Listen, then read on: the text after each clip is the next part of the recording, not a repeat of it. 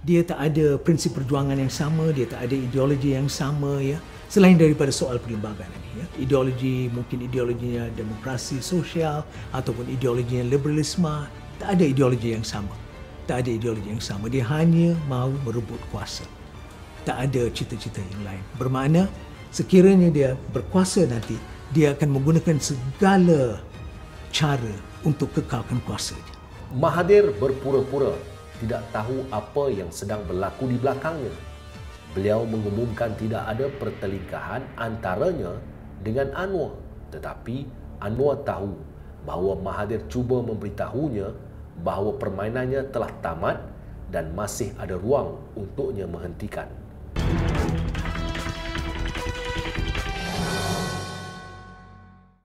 Pada masa ini, Anwar menyedari bahawa beliau telah kalah.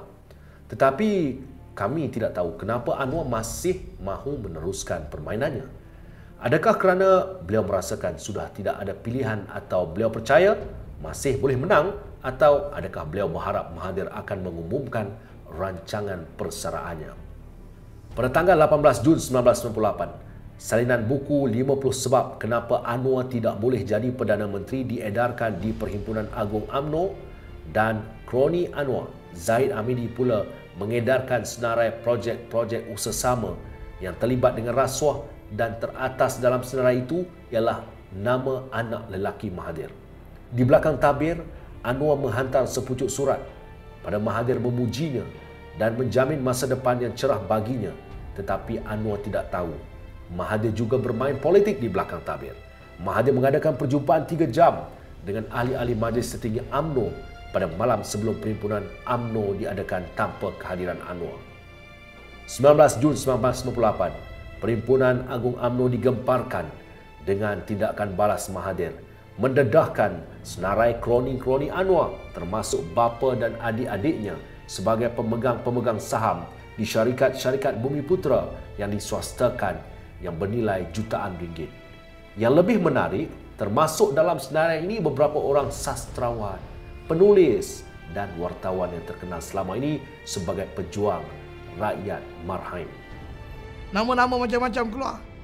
Apa ni, Rahim Gaus, Mak Sibi, Khalid apa ni, Berita Harian, Kamaruddin Jaafar, Nasaruddin si usaha dia dulu. Abang dia tiba-tiba jadi kaya. Bapak dia dulu tiba-tiba pula boleh tukar dan duduk di apa ni, Seri Kembangan dengan banglo yang besar. Dulu duduk rumah di Petaling Jaya aja. Dan semua ni berlaku selepas dia jadi Menteri Kewangan. Yang Anwar ni hebat, dia boleh tuduh orang kronisme, walau dia sendiri yang mengamalkan kronisme. Dalam satu tindakan pantas dan dalam hanya 1 hari, Mahathir berjaya menumpaskan percubaan Anwar untuk merampas kuasa darinya dengan menggunakan orang yang paling dibenci Anwar, iaitu Datuk Seri Najib. Yang paling penting dalam tindakan balas Mahathir ini ialah memberikan mesej kepada Anwar bahawa segala penyelewengan dan rasuah yang telah dilakukannya akan lebih banyak diketahui umum.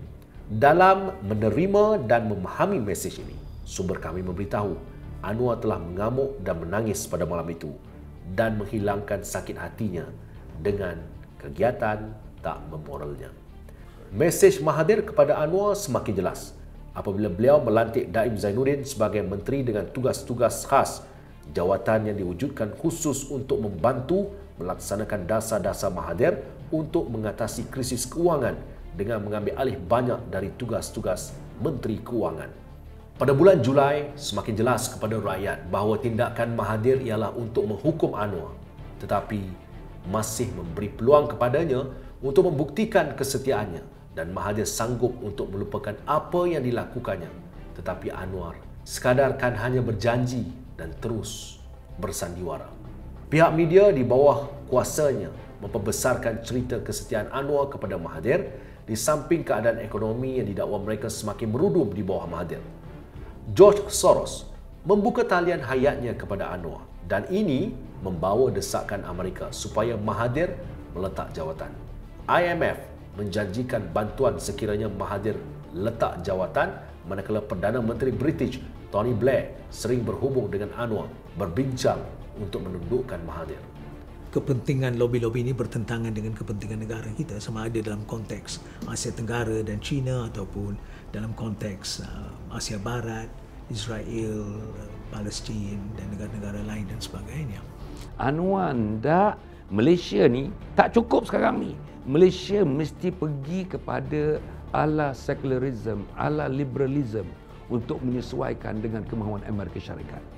Itu penting tu dengan kemahuan Obama. Mahathir yang semakin yakin dengan tindakan pemulihan ekonominya menampilkan dirinya sebagai seorang yang berada pada kepimpinan yang mantap. Pada 8 Ogos, beliau meminta Anwar meletak jawatan. Ketika itu, Mahathir telah mempunyai bukti yang cukup untuk meyakinkan orang sekelilingnya dan juga semua orang dalam pejabatnya bahawa tindakan undang-undang terhadap Anwar kerana rasuah dan penipuan tidak akan memusnahkan keyakinan rakyat terhadap kerajaannya. Mahathir memulakan langkah pembersihan bilik berita akhbar dan TV3. Mereka sendiri mengundur diri atau dipindahkan. Gubernur Bank Negara Ahmad Dom dan orang suruhannya Fong Weng Pak meletak jawatan. Dulu-dulu dalam stage, kalau kita ingat tiap-tiap kali dia punya roadshow, PKR punya roadshow, atas stage tu tak kurang daripada 20-30 orang. Dan ceramah dibuat tak kurang daripada 10 orang. Seorang 10 minit, 10 minit, 10 minit, 10 minit, 10 minit. Sekarang ni ialah biasanya Azmin dekat situ, Anwar Ibrahim dan Mak Norman Huti. Itu saja. Yang lain saya rasa tidak kelihatan di sana. Malu nak di sana, malu nak diasosiasikan dengan Anwar Ibrahim, dan bukan saja malu.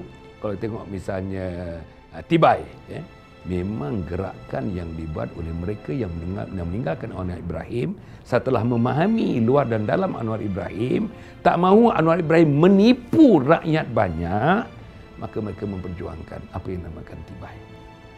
Sebab-sebabnya, saudara, mungkin berbeza-beza kenapa mereka undur daripada Parti Keadilan. Sebahagian daripada mereka kerana soal moral. Kerana mereka dapat tahu tentang apa yang benar-benar berlaku. Sebagai contoh, kawan baik saya, Izam. Dr. Chandra Mustafa, orang itu bukan orang biasa. Dia belajaran memang tinggi, PhD dan dia tinggalkan dia. Dan Malina Yusof, memang dulu jawatan kuasa pusat UMNO dan tinggalkan dia. Dan ada Ustaz Roslan Kasim, tinggalkan dia. Anwar Tahir, yang seorang yang begitu aktif dalam NGO, tinggalkan dia. Dan banyak lagi. Kenapa? Senator Izam undur kerana beliau ada maklumat secara langsung tentang kecenderungan Anwar ini. Yang Anwar tak berani summon Izam dalam mahkamah. Senator Izam Muhammad Noor berjuang untuk dia penjara 2 tahun. Dan keluar dari ISA ditahan 2 tahun. Dan pun tinggalkan dia. Ya, betul orang yang betul rapat dengan dia sekali. Mesti ada sesuatu yang tak kena. Yang lain kerana politik kotor Anwar ini, politik oportunisme. Mereka dah nampak cara dia mempermainkan pemimpin-pemimpin, isu-isu dan sebagainya. Ada yang lain yang undur kerana macam saya tentang soal-soal antarabangsa. Ya, itulah sebab-sebabnya kawan-kawannya undur. Ya.